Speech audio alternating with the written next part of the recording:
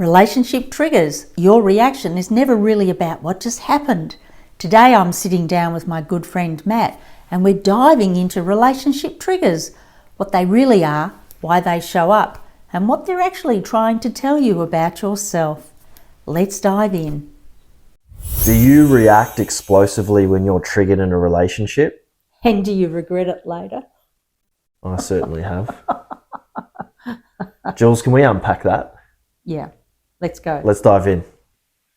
Instantly brought back memories, not so good ones, was around those defining moments with relationship triggers. And I think I was just saying before that I can remember so vividly, and I'm wondering if they're actually trauma as well, where I can remember moments that defined relationships with how I reacted and triggered. Interesting. And I mean very deep, raw. Would you call those make or break moments? They were completely make or break. Make or break. They come back to me very clearly now, and I look back, not proud of them at all. Yeah. Had no control. Interesting. Look back and are so disappointed in myself. Wow. Lots of learning. Wow, yes. Massive amounts of learning, but when I think of it right now, it actually still hurts. What it takes to be a human. Yeah. We feel all sorts of things. Yeah.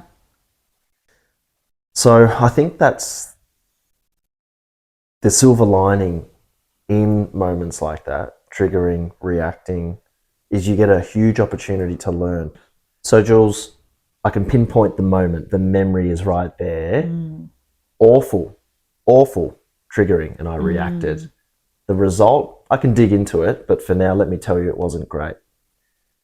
And it was about a year and a half ago. So I'm thinking, I know it's always best when you're triggered to capture it fresh, right there, you can learn. There's a lot of power in that. But can we also, a year and a half later or even longer, retrospect, rewind, unpack it and learn how to fix a trigger from a memory? What a great question. And the answer to that is yes. That is best done. Going back is best done in a very relaxed state. So what I like to do with people is get them to close their eyes so that they're shutting out the world and the overthinking, and then to encourage a more loving way to look at something. Do they have to go in and feel as well when they're closing their eyes? Well, are they reliving the moment? Possibly. Okay. So what I tend to do is take people into a very relaxed state. And if you were at home on your own, the way you could do this for yourself, and the way I've done it in the past, is to get into a really nice bath.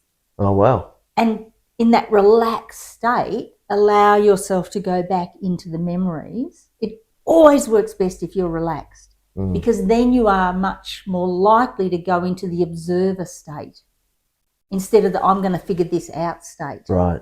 Because if you engage your mind too much, it's very difficult to allow the feelings to come through, because then the ego comes in and the ego tries to prevent the process, and you'll start resisting the process. Wow, that's so powerful. I think we need to highlight that. We're complex beings. When we think we're our mind, but we're not. We are our soul, who is the witnessing presence to all these human things. And your mind, by the way, your mind is a history bank of everything you've experienced up until now, everything you learned through your upbringing, school, your work, everything you've watched on movies, every podcast you have listened to. That's all information. So your mind is like this historic thing. Now, your soul, on the other hand, is your presence. And this is why being in the present moment is where you are really attached to the patterns of your soul and your soul observing things. Whereas the mind is just everything from the past. I hope we're hearing this, because I like to consider myself as pretty aware and having differentiation between the mind and the soul, the presence awareness and the program that is the computer, your mind. Wonderful thing. But what I'm hearing, and I want to highlight it, is that to really be able to look back or fix things, It's actually to get into a state where you can allow that soul and presence to come through, to be able to observe in a different state, to then be able to heal and fix and do all the wonderful things that you're talking about in terms of the process. Absolutely. Because what happens is, I wonder if you connect with this as well, I'll just barrage in with my mind to go and fix it. Correct. I'm going to analyze this. I'm going to pull it apart. Yep. Bop, bop, bop, bop. And then all of a sudden I'm so attached and I'm too emotive. And then, hold on, is there any real calm and clarity and love? And having known you for a while, I would say that's a pretty accurate description of how you handle things. I feel like I've just had an epiphany. Yep. Okay, so let's look at how we do that. So if you're relaxed in the bath or with me, I will take you into visualization to be relaxed. And by the way, when I owned my day spa retreat and people would come in for a treatment, they'd want to tell you all their problems and process it, and I wouldn't allow it. I would talk them into a very relaxed state of being. Let me download everything. And then in that very relaxed state of being, there would be this facilitating of the body through healing energy in a totally different space. Gosh. So if you ever go and have a massage, be silent. You'll get the most benefit. Anyway, I'm digressing here. You're not. This is perfect. But the subject's really good. You're painting really a good picture. Subject, yeah. Okay. So putting ourselves into a different state. Right, putting yourself into a different state. And the reason why I say this is if you have a traumatic experience like for you, it could be in someone's childhood, or for you it was in this relationship explosive experience. Oh, it was an explosive moment. Wow. So you're feeling hurt, you're feeling uncomfortable, you're feeling like you can't deal with it in the moment. Who knows what it's triggered from the past? And it's like bringing that, which you cannot process in that time frame, a year and a half ago, and bringing that into the state of now, where you are calm, where you are centered. Makes so much sense. Where you have a connection with your soul guiding you, where you're a little bit more capable of observing it. And that's why we bring something from the past into the now, because in this now moment is where all your power is. You're older, wiser, smarter, more calm, more evolved, and so you're able to heal the trapped energy that is lingering about that event. And it obviously is, because you wouldn't have mentioned it otherwise. And it makes me think, Jules, that you're absolutely right. The old adage, don't make a big decision when you're not feeling great. Yes. Or when you're sick. And this speaks to exactly this. And I think we can all connect to that, right? Where when you're healthy, you're happy, you're on top of the world, you make brilliant decisions. Yes. For your health, for your friends. Your cup's so full you feel like you can just give, it's overflowing. When it's empty, when you're not in a good spot, you don't have much to give to yourself or anything else, how can you make the best version decisions? Correct. Probably can't. And this is where you have to understand in life there are ebbs and flows, and follow nature. The trees in winter in certain parts of the world where it's really cold, the leaves fall off and the energy of the tree pulls in. It doesn't take a lot of energy for the tree to manage itself without the leaves. And then when the warmer weather comes, the trees reach out. All the growth is towards the warmth. Picture you're painting, exactly. And so in life, we tend to want to charge ahead all the time, and we forget that we are natural beings and we need to move with the cycles. And I think one of the best examples for me personally, having been an athlete, was Kathy Freeman winning the Olympic gold medal in 2000. And I knew Kathy. I used to do a bit of running with Kathy. And the thing about 400 metres, you think it's just a sprint, but it is not. The human body can only run it flat out for about 65 metres. Wow, I didn't know that. Flat out, yeah. So if you're running a 400-metre race, you cannot just go flat out from the gun. What sort of effort is it out of 100? If 65 metres is 100% effort, yes. What sort of effort range are you at 400? Well, ebbs and flows. Uh-huh. So you come out hard and then you have a cruise patch. Now, to the naked eye, you can't see the cruise patch. No. But that is, you just back off a little bit to conserve your energy. And so Kathy actually had this formula. She had 4 words to describe the 4 parts of the race. Sure. What I'm trying to say here is that if the world's most incredible athlete can't run a 400 metres flat out. They have a strategy to manage their energy in that pattern. That's what I'm trying to say about us.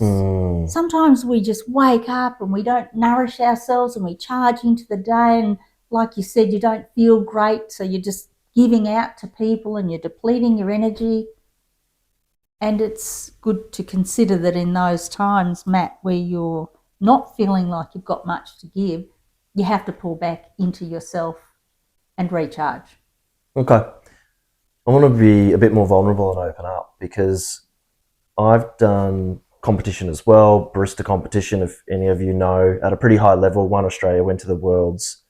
It is intense level of stress. Correct. Yeah. And what I want to dig into is when you're at your most heightened level of stress, what you default back to. Yes. And what you default back to is the deepest, best level or version of program that you have. And I've seen myself, I'm not sure if you can relate, that I can get into bigger circles, deal with bigger things, but as soon as something in a relationship or something that's been there for a long time, it'll take me right back to this old version of myself, and the response is almost involuntary. And then I'll think to myself, oof, that's where I'm at. Yes, it's a leveler, isn't it? Yep. So let's get back to that then, about the getting into a relaxed state. Okay. Number one, you would then allow the memories of that event to surface without controlling it. And what I mean by that is because when you start to open up, something else could come through into your memory. You've got this, remember, your mind's just a memory box of information, and there's a lot in that library. And your soul will present to you exactly the little patterns, and you might think, oh, there's a string of them that relate. So it may not just be one event. There might be a stacking of events. Makes sense.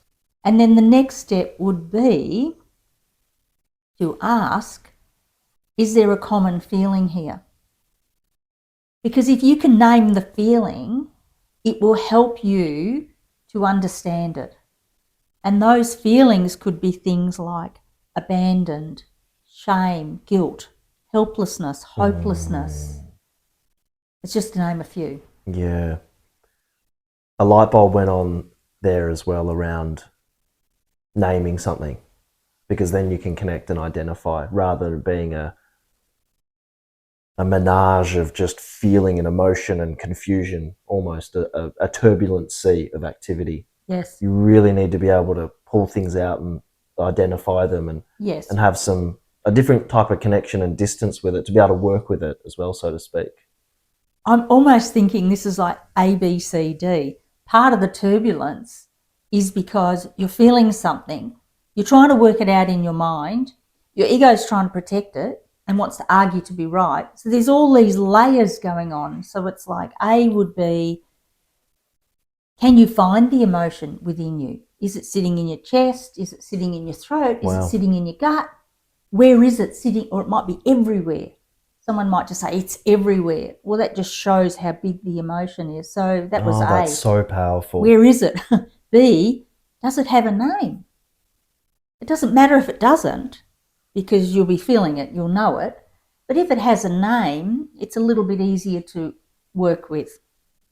And then the next one might be, what am I defending here? Is my ego telling me I was right in that situation, they were wrong, they shouldn't have done that, I should have done this, why didn't they do that? So you might have had an expectation there from someone and they couldn't give you what you were wanting. Yeah, absolutely. But you thought you deserved it, or that it should have come your way. And for whatever reason, they couldn't provide that. So that puts you into another mental meltdown. So can you see what I mean by A, B, C, D? And so instead of just bundling it all in together, we tend to just, let's look at this one piece at a time. Simple little process to step through. And it is simple. However, sometimes it does take a few layers because there can be a lot there. And not to go too deep here, although I will share with you, sometimes these things are historic as well. Because sometimes cultures in the world have gone through major events culturally. The Second World War was an example where if you were a German person living in London, you were not popular, and vice versa. Yep. And so the world kind of got segregated. So those families have these cultural attitudes embedded in them. So sometimes you were cleaning up cultural things as well. And most cultural things that are uncomfortable separate people. You've just got to look at the conflicts in the Middle East at the moment, where families are having to flee their homes with the clothes that they're wearing. And that's historic because that probably happened 20 years ago and 40 years ago in that same place. So sometimes I work with people who are healing emotional triggers, like you said, but at the back of them are all these cultural things as well. All of it stems from something that I can't shake at the moment in my mind, and it's a beautiful thing, is all conflict arises from us not understanding someone else's level of consciousness. Yes. And what we do, or the ego rather, is not understand it, choose to attack it, defend all sorts of things, when so much of it could be just seek to understand as well. And the real answer, Matt, is going to be love.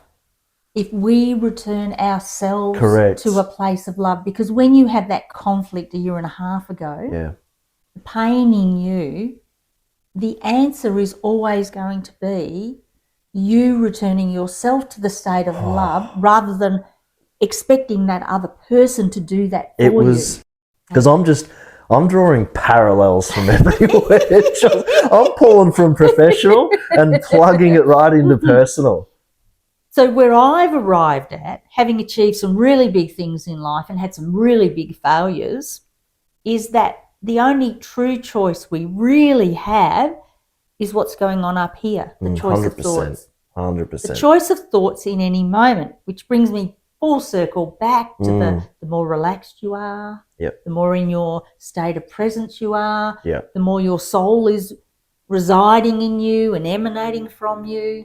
This stuff that goes on in the mind, one, it can be historic, like you being triggered once again 18 months ago. Something was fired within you. It's like a loaded gun waiting to fire. It just needs the right variable to come along. 100%.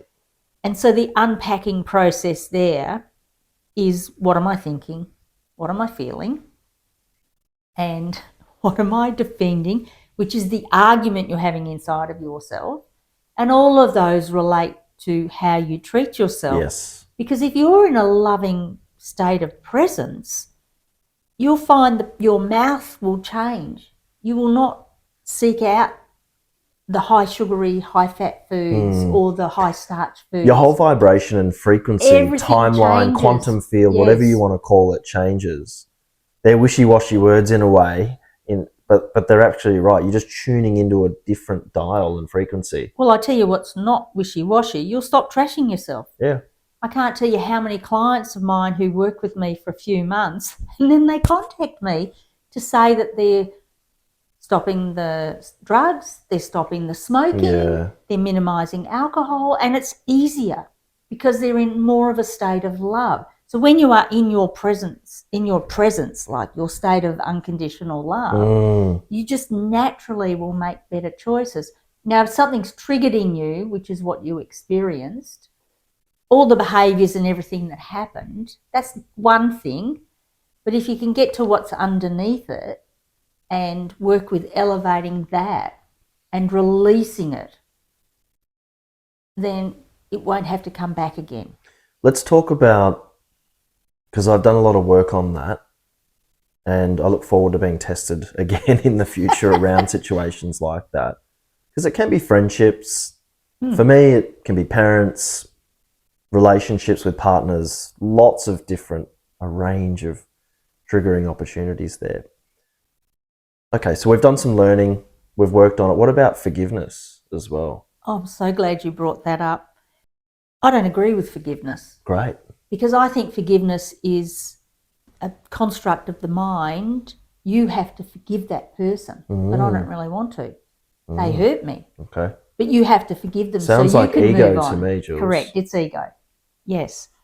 If you can come into a place of presence and look at that event from the higher perspective of things, that perhaps that person who triggered you, that was so explosive, was a pattern in you that needed to be healed and released. Awesome. You wouldn't know what that pattern was that you inherited if it's not triggered. So the person who triggers it is actually helping you to evolve your consciousness beyond these heavy, unloving patterns. Just spitting absolute genius here. Are you guys hearing this? This is true healing, guys. This is amazing. Now, you're not healing yourself. You're healing the unloving pattern. Oh, my gosh. So you are the witnessing presence healing the unloving pattern. Jules. You are not the pattern. Well done. You are the witnessing presence. And what is there to forgive? There's nothing. You should be saying thank you. You should be saying thank you. So you're replacing forgiveness with awareness. Well done. And I actually have a little process that I only do individually with people when they need to say something to someone. You know, that other process, write the letter, burn it, you'll be healed. I like to take people into a visualization where they go into the state of the higher realms of consciousness. I call it the healing room of love. And that room is only unconditional love. And it's a room you create within your own imagination. And if you like perfection, your room would be absolutely spotlessly clean. You would have your furniture. The bench would be clean. How cute is she? And you would sit at the bench with that person. And you would listen to them and they would listen to you. Okay. And you would be in the state of unconditional love having the discussion. You wouldn't be in the unloving pattern having the thing you think you wanted to say in I need to say this. I'm really feeling this. And this is a very true way to come back to the place of love with that person. Gosh. And it's your own inner journey. Nobody's embedding anything in there. You have the power to elevate these energies and go on the journey because you have all the information about it. Nobody else has this information. Only you do. And this is where a very gentle, guided energy can heal things and take you into that state of higher awareness. And then forgiveness doesn't even make sense after that. These are the most beautiful conversations. I feel so connected to the process. Always connected to love. Love is always the answer. It's like coming home. Oh, yes. And it really does heal and yes. Because that topic, forgive or forget. Can we forgive and forget? Should we forgive and forget? And then it all just gets dissolved. And coming back to how it's all related, I had a client who had an issue with someone that she carried this grudge for 30 years. Grudges are really dangerous to your health. Yeah. Grudges are very toxic to the cells of your body because it's like damming up water. Flowing water, if you get lost in a forest and there's flowing water, safe to say that's all right to drink. If you come across a pool that's stagnant, probably not good to drink. Yeah. So if you're damming up emotions in your physical body, what a great way to say it. That is stagnant energy. Yeah. It's toxic to the cells of your body. So you want to release that. This lady talked to me about this grudge she had with this person, and she actually was slamming her fist on the table. I will never, ever, ever, ever forgive that person. Yeah. She had high blood pressure. Yeah, I wonder why. That no medication could settle. Okay. Yeah. Instead of trying to analyse the prickly event or the triggering event, bring awareness to it and elevate it and know that it's an opportunity to rise into a higher state of love. And it's very important that when you're in this witnessing state of presence, that you are not judging, criticising or blaming the event. You're just looking at it. And you're analysing the patterns within it. There's probably a few patterns and the other person might have patterns as well. They may not. They may not even realise why they triggered you. They just did because of you. Well, that's a really good point as well, is that the interaction is around two people having their own sets of triggers from historical or pre-programmed events. Yes. So even that, if we were to take the notion that we're coming in with a whole lot of preloaded programs, if we had that level of awareness, we could say, hey, this is just my stuff, you've got your stuff. Can we sort this mess out together? Yes. To me, this is the reason we have relationships, because who hasn't got into a relationship? It's been wonderful. And then all of a sudden someone pulls away, they go cold. You're like, what's wrong? What's wrong? And then, whoa, all this stuff comes out. You get triggered, they get triggered. Someone runs 3 days apart, no contact, both hurting. And really what we need is to heal our own triggers, not only for ourselves, but for the other person, to be the best version of ourselves in a relationship. If I look back at the past, some of my defaults have been avoidant. Yeah. Yep. Yeah. Pulling back. Yeah. Not facing things. Yes. Finding it too hard, too uncomfortable. Yeah. Maybe I didn't have enough love, enough tools. Just being open and honest. And I think that's really important in any awareness, awakening or expansive journey, or even any health journey, is to be honest. You cannot hide what you think and feel from yourself. Yeah, I'm just thinking about it now. A lot of stuff in the past, because I brought it to your attention as an example that 18 months ago, something quite awful happened in terms of a triggering collision with a person close in my life. And there's just so much to learn. And I could have, in the moment, if I had more tools and more presence and more love, acted a lot differently. But I've learned a lot from it in retrospect, which is also the other part of what we're talking about today. Triggering collision. I bet there's some people out there listening who think I certainly had some of those triggering collisions in my life. It feels like a car crash. It's like it's energies colliding that are explosive, and they do explode. And it's high octane. They need to be brought into the awareness because they block love. Yeah. They block the flow of love. They block the giving of love and the receiving of love. And you can give and give and give a tremendous amount of love to someone that you seriously care about. But if they are blocked within themselves to loving themselves, they will not receive that love. Yeah, it makes total sense. Jules, in the moment when, because this stuff can happen by yourself as well, where you having an internal conversation, the dialogue's there, you feel your physiology, your body gets stressed, it goes into fight or flight, it's reacting and triggered. What do you do then? Can you stop? If you're driving the car, pull over. If you're walking, go and sit down, write things in your phone. What can we do to be able to unpack that stuff ourselves? Great question.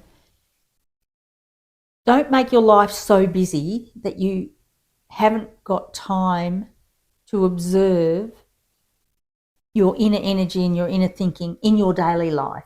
Because one of the ways to really expand into awareness is to have time.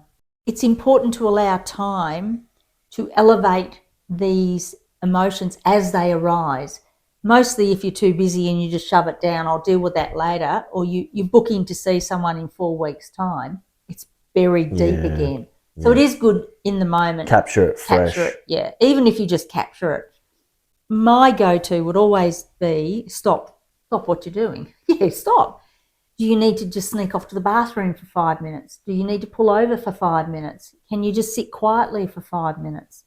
That's really all it takes. And I really feel those questions that I share with people, well, what am I thinking? Write it in your phone, talk it into your voicemail. Yep. What am I truly thinking? And then you can go to, well, what am I feeling? And then you would go to, well, what is this argument I'm having with myself? They should have, I should have. Yep. I'm right, they're wrong.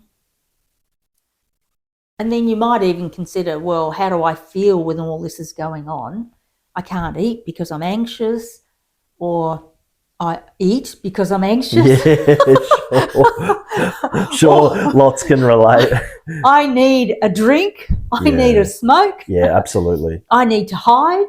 And these are often things, speaking from my own personal experience, just an open book, guys, read away, is at night time when I have some time by myself. These are often moments when there'll be reflection, things will come, and I found a prime opportunity to unpack some stuff and work through it. So I think at least capturing it is one thing, and then at some point when you have a bit more time, you can have a closer look at it. And sometimes it's good to just write it all out and then look at it the next day. Well, I think that it's really good to actually give, because we do have modern busy lives, and it's key to give people takeaways and tools. And we were chatting before in the car that the way to utilize resources and time and get things done, because we all want to actually heal, not just talk about it, but we actually want to do something about it, is talk into the phone. It's something I do. What am I thinking? Well, I'm thinking this. What am I feeling? I'm feeling this. And so forth on the process. And then you can use some tools to be able to give you some evaluation on it and start to actually work on that stuff. We can do it fresh. We can do it right there. We've got the tools to do it. And therefore we can coach ourselves and give ourselves some process and some love to actually fix this stuff, rather than to just roll around and ruminate and then disappear into the ether. Yes. And actually don't do anything with it, because you've gone through the process of thinking about it anyway. You've gone through the process of feeling it, often not great, triggered. Right? Yeah. Do something with it. Yeah. Grab your phone, spend 5 minutes. And these patterns are deliveries you need to sign for. So the pattern comes up, you're triggered, the pattern comes up. If you're like, I'm too busy to deal with this, send it away. Well, it's going to come back again at some point because you have to sign for it. And then I feel that you're harbouring that energy. Correct. You're actually not letting the water flow. If it's present in you, then it's your responsibility to elevate it back to unconditional love. Whatever reason. Can we tag? Don't ask why. Can we tag? It doesn't matter. It's just there. You might have inherited it. Because I talk to a lot of people, it's staggering to me the number of people I speak to. They identify an emotion or a pattern. They'll speak to their mother, the pattern the mother had, and then the grandmother had the same pattern. Yes. Tell me that's not hereditary. Yeah. And with a strong state of presence, you can elevate that so that future generations don't experience that. Jules, what's a generational curse? Yes, a pattern that's unloving. That's what it feels like we're leading into. Yes, it's a pattern that's unloving. So once you ask those questions, what am I thinking, what am I feeling, what am I defending, and how am I treating myself, let's just get back to the answer is always going to be to then question, is this loving or not? Is that the ultimate question? It's the ultimate question. For these type of healing modalities, these processes? Your feelings are your compass to unconditional love. If you are not feeling unconditional love, something in you is going, hey, there's something blocking unconditional love here. And so that's where you want to find what that is. And over-analysing it won't find it. But is that either the ego's back in the driver's seat? Could be, yeah. Or the mind, anything really. It doesn't matter why it's there. Because we talked about labelling things, and if we were to take the metaphor of driving a car, and if the ego's in there, the ego's driving, then often it might not be loving and programs in the mind. And then if the ego's not there, if love is driving the car, presence awareness, then it's the other beautiful energy in control. Control's not the right word, but I'm looking at it that way to say, because if I'm blocking the flow of love from a pragmatic point of view, I just want something simple to say, well, the ego's in the way, I'm not feeling love, it's blocked, someone else is driving the car, so to speak. And then, ego's gone, I'm connected to love again. Yes. Gee, we're traveling in the right direction, Jules. How good's that? And can I just say, love and your soul and the gut instinct, that's all the same thing. Yeah. And how often have we had a gut instinct about something or a knowing and not listened to it, and then later gone, oh, I wish I'd listened to that. I knew it was going to go that way and I didn't listen. Jules, that's love. We've often spoken about this, we've chatted about this before.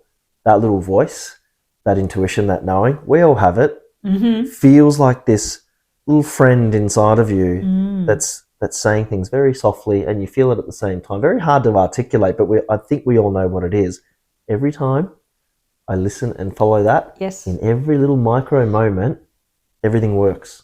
Things work. Last night, it said, go downstairs and check on the car. Not once, not twice, over about 5 or 10 minutes. Okay.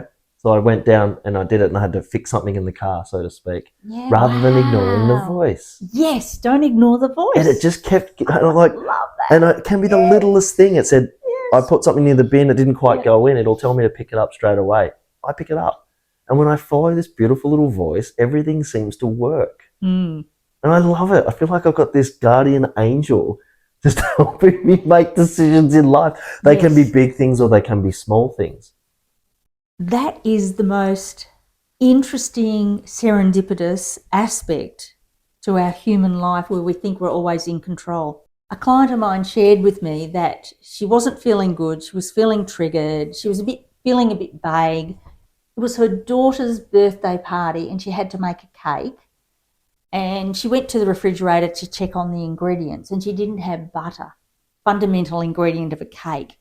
She got really flustered, searched around, couldn't find it, raced up to the supermarket. And as she came upon the supermarket, this lovely young man had fallen off his bike and hurt himself. And her heart opened up and she felt compassion for him, and she went over to help him. And she went into the supermarket and bought him a drink of water. She got some bandages. She came back out and she helped him. And this kindness for him just opened him up. And he said, oh, gee, I've been having a hard time and no one's been kind to me. And you're a perfect stranger being really kind to me. And I guess they had a moment of connection. Both of their hearts were open. They're perfect strangers. Yeah. No patterns in the way. And they both left.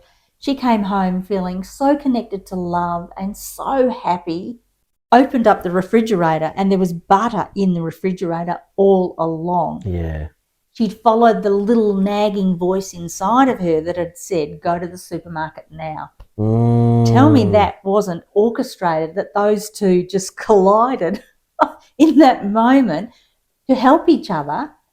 Perfect strangers. I have a theory that the more that you can listen to that beautiful little inner voice and follow it, listen, act on it, that everything in your life is going to head in the right path and work. That's not to say you're not going to have tough experiences. Life is guaranteed. It's the human experience. But follow that beautiful little voice. I'm going to add another layer to that. This is like adding another piece of layer on the icing of the cake. Because it doesn't even matter if the things in life don't work out. All that matters is that you're in the state of unconditional love right now. Yeah.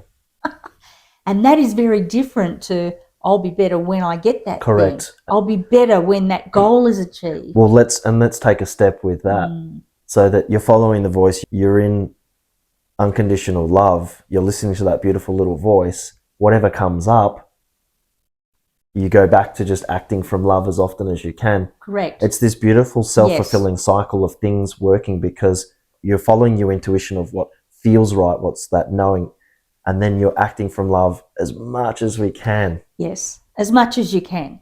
And the more you practice this, like anything in life, you're actually removing the layers that block the connection to unconditional love when you face the triggers. And then you're just being an allowance of the moment, like my client dropping everything to help someone else and elevating to love in that moment. She just dropped everything she was thinking about in that moment. So the more you practice those present moment opportunities, the more you're going to be in the state of unconditional love. There is cleaning up work on this journey. We all inherit things, every single one of us. And the more you clean them up, the greater you will stay in that state of unconditional love. And correctly, if something triggers you and you step out of it, just an opportunity to go and elevate it. And I felt through this chat today, this is like an old school chat for us. where we just go for it. Yeah. And it fills my cup, Jules. Yeah. I feel healed, Yes, cathartic, connected to love, connected to you when we just go for it. Soul banter. Soul banter. Yeah. And I just feel so fantastic just chatting. We would talk all the time on the phone and just go for ages. We almost have to pull ourselves up because we've got to go live our lives. Correct. And I wish we recorded every single one. Yeah. And I felt like today had that energy. And we were always going to have it. But I'm just highlighting that I just feel great chatting. A bit of banter. A bit of banter from the soul. I just love it. Soul banter. Yeah. Yeah. So it's so nice. Yeah. Yeah. Good. Yeah, it's so nice. Just to chat. Let it go anywhere. What comes up. I think that's the souls talking. Love it. Yeah. And if today's conversation got you thinking, good, that's the point. For more support, check out my book links and free chat in the description below, because honestly, this stuff is too important to figure out alone. And if you got any value from this, hit subscribe and like the video. It helps way more than you know, and it tells the universe you're ready for more. See you in the next video.